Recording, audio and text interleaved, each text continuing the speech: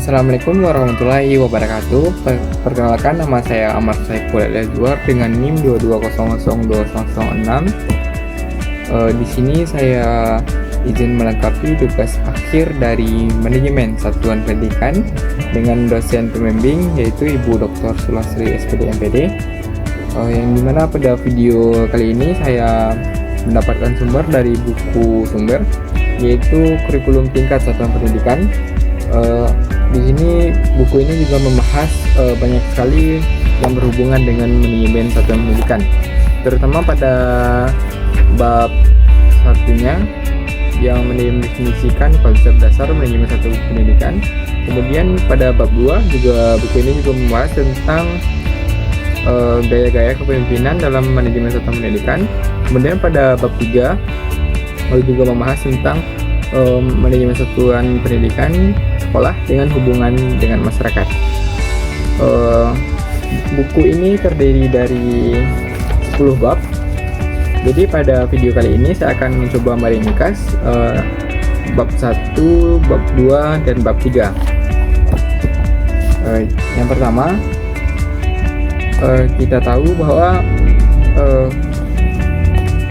terdapat bab 1 pada buku ini yang membahas tentang konsep dasar pada manajemen pendidikan atau manajemen satuan pendidikan. Yang pertama, kata manajemen berasal dari bahasa Latin, yaitu dari bahasa asal kata mamus berarti tangan dan angri yang berarti melakukan. Jadi kata-kata ini jika digabung dalam artian kata kerja yaitu manajer, yang artinya adalah menangani. Kemudian kita lihat dari artian dari pendidikannya atau istilah pendidikannya berasal dari kata didik dengan memberi awalan per dan diakhiri dengan akhiran kan yang mengandung arti perbuatan seperti hal, cara, dan sebagainya.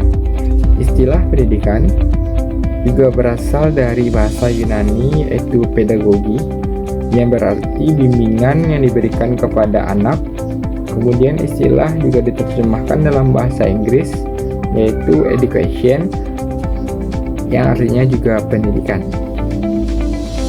Jadi jika digabung antara manajemen dan pendidikan, artinya adalah manajemen pendidikan menjadi tolak ukur keberhasilan suatu pendidikan yang berhubungan erat dengan manajemen yang diterapkan sebagai makna yang universal dalam melaksanakan perencanaan, pengorganisasian, pengarahan, pengendalian, dan terakhir pengawasan.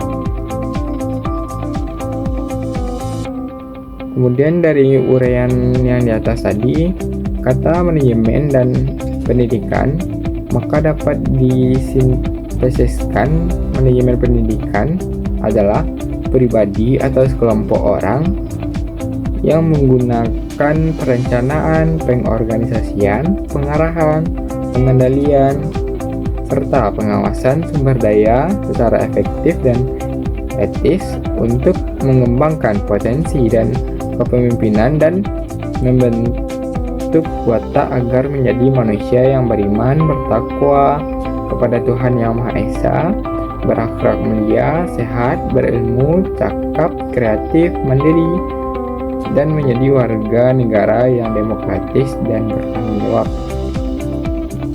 Kemudian juga pada bab 1 ini juga membahas tentang urgensi manajemen pendidikan, di mana kemajuan sebuah negara sangat bergantung pada kemampuan sumber daya manusia atau SDM yang dimiliki. Kementerian Pendidikan dan Kebudayaan memiliki tanggung jawab yang besar dalam mengembangkan SDM. Di Indonesia juga terdapat pembangunan watak Pancasila melalui pendidikan.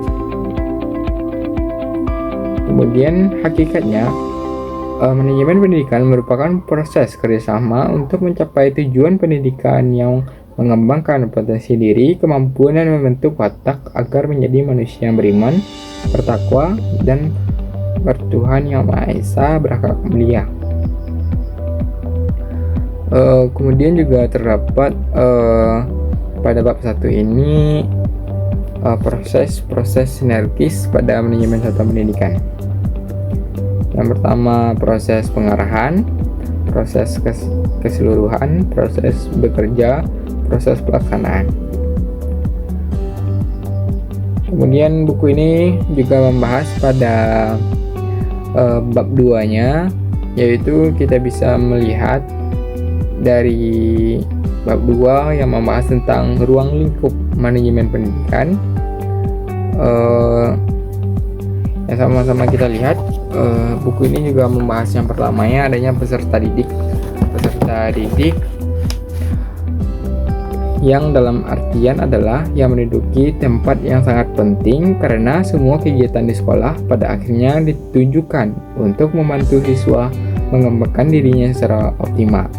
Dikatakan demikian karena pusat layanan pendidikan di sekolah adalah peserta didik. Peserta didik menjadi faktor vital bagi sekolah karena kehadiran peserta didik memberi nuansa aktivitas edukatif yang dapat melahirkan generasi masa dan yang handal dan bagi sebuah bangsa. Kemudian juga terdapat pada Undang-Undang RI Nomor 20 2003 tentang Pendidikan Nasional yang mendefinisikan peserta didik atau siswa adalah anggota masyarakat yang berusaha mengembangkan potensi diri melalui proses pembelajaran yang tersedia dengan jalur, jenjang, dan jenis pendidikan tertentu. Kemudian definisi dalam ini juga dimiliki oleh setiap peserta didik, dapat digali dan diasah melalui proses pendidikan dan pembelajaran yang ada di sekolah.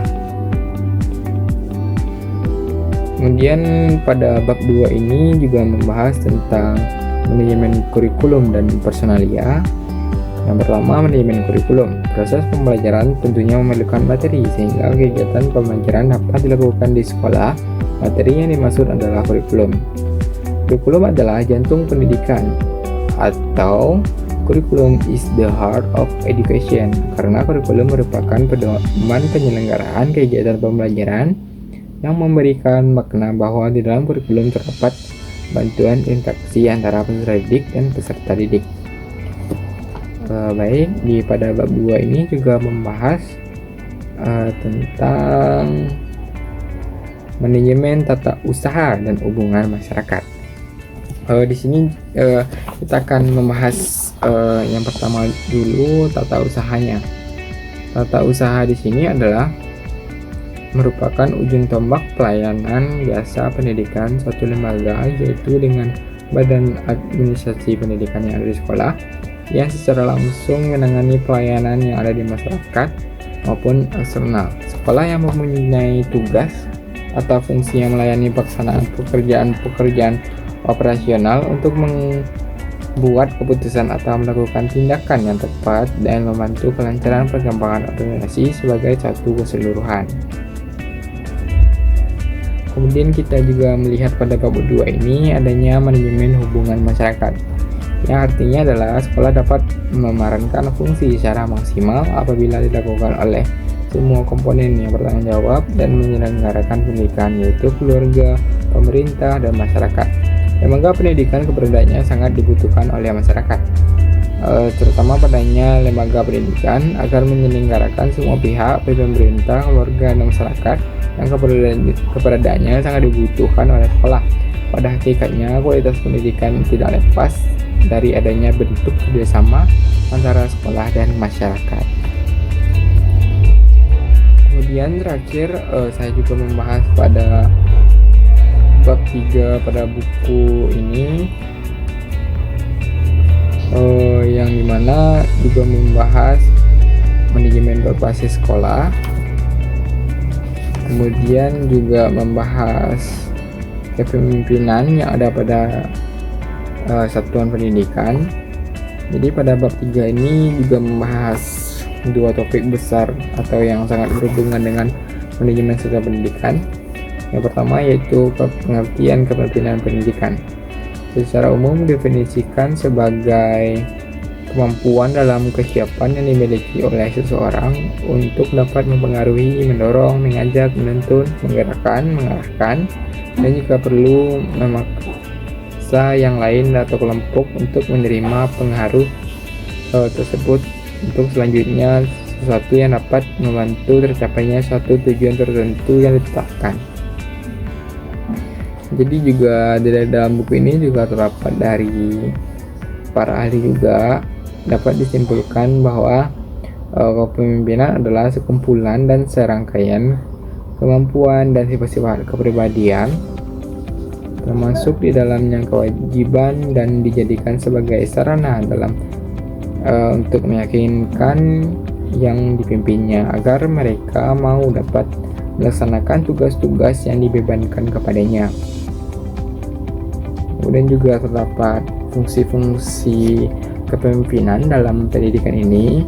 Yang pertama adalah memikir, merumuskan dengan teliti. Kemudian yang kedua, memberi dorongan kepada para anggota. Kemudian yang ketiga, membantu para anggota kelompok. Kemudian yang keempat, menggunakan kesanggupan-kesanggupan yang khusus. 5. Memberi dorongan kepada setiap anggota. Kemudian yang keenam, memberi kepercayaan dan menyerahkan tanggung jawab.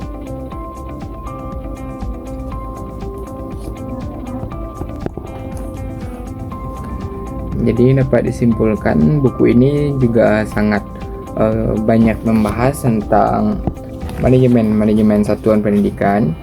Jadi buku ini dibuat oleh Prof. Dr. Haji E. Mulyasa MPD. Tahun terbitnya adalah 2019.